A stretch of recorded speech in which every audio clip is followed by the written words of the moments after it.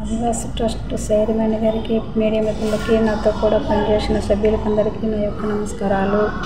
అలాగే అందులో వైస్ సెక్రటరీగా పనిచేశాను. కానీ వైస్ సెక్రటరీగా పనిచేశాను కానీ నేను ఆఫీస్లో నాకు ఒక పని మనిషిగా చూసేవాళ్ళు సార్.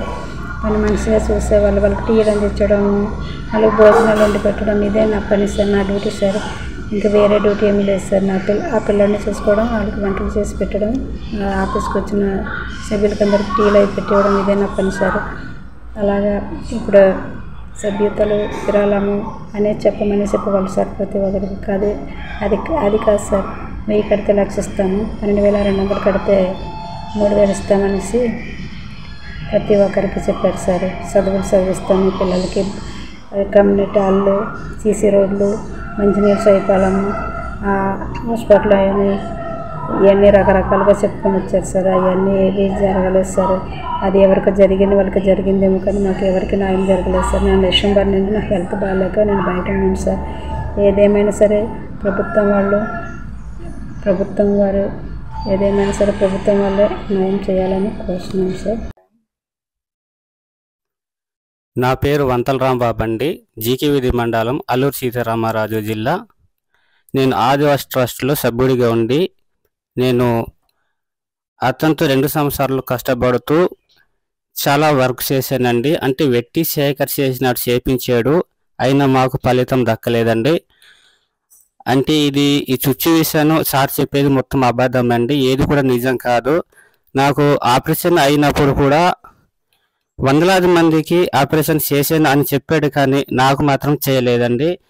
నాకు ఆపరేషన్ అయ్యిందండి. అయిన తర్వాత కూడా నాకైతే ₹1 కూడా ఖర్చు పెట్టలేదు. అందరూ కూడా నాలాగే నష్టపోకూడదని అందరు సభ్యులకు చెప్తున్నానండి. అతను వెనక మానేసుకొని మీరు మీ ఇంటికి కష్టపడుతూ జాగ్రత్త పడాలని ఈ విషయం నేను చెప్పగలుగుతున్నానండి. ఎవరు కూడా నష్టపోకూడదు. మొదటిగా ఏం చెప్పాడండి ఆదివాసీ ట్రస్ట్ చైర్మన్? ఆదివాసీ ట్రస్ట్ అని తీసుకొచ్చి ప్రాజెక్ట్ ఉందని కలర్స్ చెప్పుకొని వచ్చాడండి. చెప్పిన తర్వాత ఎలాగంటే మెటాఫోర్స్ అని ఆ కంపెనీ ఉంది నాకు, మీరు నాతో వచ్చి ఐడికి 12,200 చొప్పున కడితే నెలకి ₹3,000 నేను ఇస్తానని చెప్పుకొచ్చాడండి. అంతేనా ఇంకేమైనా చెప్పాడా? చాలా ఉన్నాయండి చెప్పగలిగితే. అంటే కొంచెం మీటరు నేను పూర్తి చెప్పలేకపోతున్నానండి. Okay, right. అంటే మీకు మీ గ్రామాలన్నీ కూడా అభివృద్ధి చేస్తాను, మీ పిల్లల్ని IPS IAS చదివిస్తానని చెప్పేసి అన్నాడని చెప్పేసి విన్నాను. అని మొత్తం చెప్పాడండి, మొత్తం చెప్పుకొచ్చాడు, కానీ అది నేను చెప్పలేకపోతున్నాను. ఎందుకంటే CC రోడ్లు అని, ఆ మంచినీరు కొలాయని అన్నీ చెప్పుకొచ్చాడండి. అంటే విద్య మొత్తం నేను చేస్తానని చెప్పుకోవచ్చు, మొత్తం అబద్ధాలండి. అది కళ్ళ గంతలు కట్టి మరి ఆదివాసీ బిడ్డల్ని మోసం చేయడం జరుగుతుందండి ఈ ఆదివాసీ ట్రస్ట్ నుంచి. ఆయన చెప్పినటువంటి మాటలు ఎక్కడన్నా చేశాడండి? ఏం చేయలేదండి. అంటే ఆపరేషన్లు కూడా నేను వందలాది మంది చేస్తున్నానని చెప్పుకొచ్చాడు, కానీ కుడి భుజాన కొరవ బలం పడాలతో నేను ఉండి అక్కడ కష్టపడాను, వెట్టి సేకర్ చేసినట్టు చేశాను. నా సొంత ట్రావెల్ ఖర్చు నేను వెళ్ళానండి. చేసినా సరే కానీ నాకైతే ఆపరేషన్ చేయలేదండి. కాదు, కొన్ని వందల ఆపరేషన్లు చేశానని చెప్పేసి ఫైల్ పట్టుకొని చూపించుకుంటూ తిరుగుతున్నాడు కదా, అందులో చేసినటువంటి ఆపరేషన్లు ఎంతవరకు వాస్తవం? అది కరెక్ట్ కాదండి. అది ఒక్కటి కూడా కరెక్ట్ కాదు. అంటే ఆరోగ్యశ్రీ కార్డుతో చేసి అంటే సొంత డబ్బులు అయితే ఎవరికి చేయలేదండి. ఆరోగ్యశ్రీ కార్డుతో చేశారు వాళ్ళందరికీ.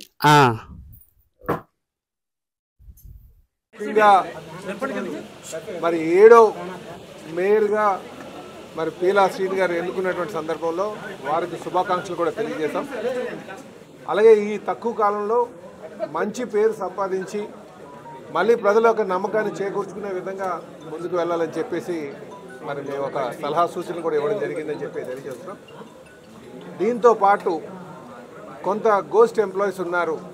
గోస్ట్ ఎంప్లాయీస్ అంటే ఎవరు ఉంటారంటే లేకుంటేనే జీతాలు తీసుకెళ్తున్నటువంటి వారు ఉన్నారు. వాళ్ళ మీద ముందుగా యాక్షన్ ఇనిషియేట్ చేయమని చెప్పి తెలియజేశారండి.